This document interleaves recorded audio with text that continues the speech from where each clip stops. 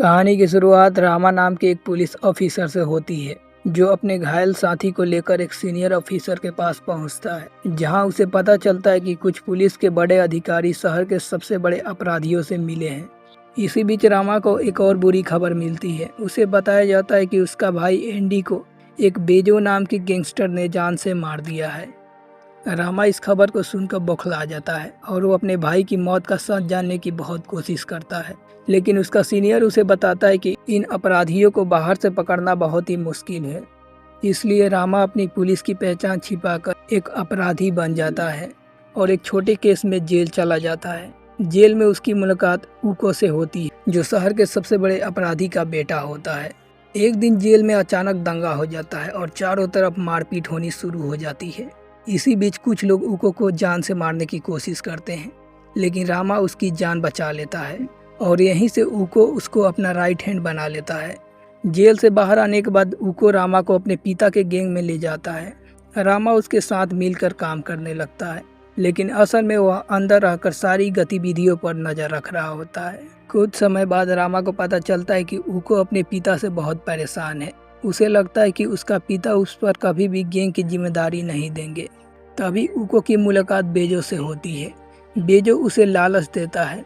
बेजो बोलता है, अगर तुम मेरा साथ दोगे तो मैं तुम्हें वो सारी चीज़ें दूंगा जो तुम्हारे पिता ने तुम्हें कभी नहीं दी थी। ऊको उसकी बात मान लेता है और चुपके से बेजो के साथ मिल जाता है। अब दोनों मिलकर ऊको के पिता के खिलाफ साजिश करने लगते हैं। ऊको अपने ही पिता की गैंग की सारी जानकारी बेजो को देता रहता है।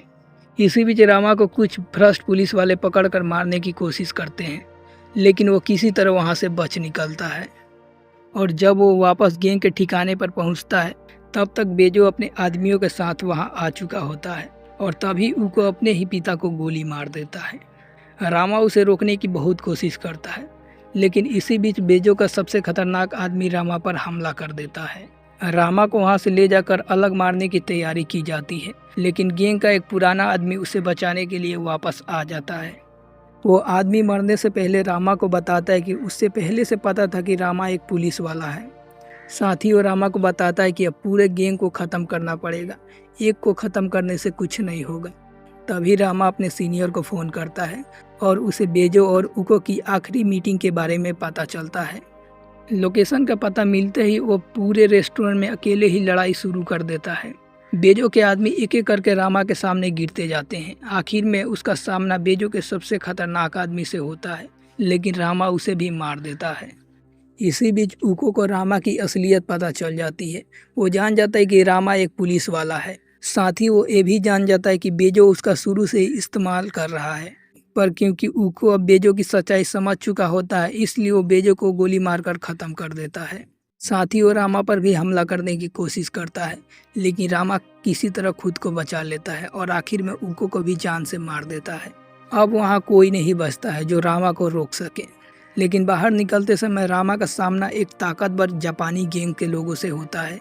उनका लीडर रामा को अपने साथ काम करने का ऑफर देता है, लेकिन रामा उस ऑफर को साफ मना कर देता है और ये मूवी यहीं पर ख़त्म हो जाती है।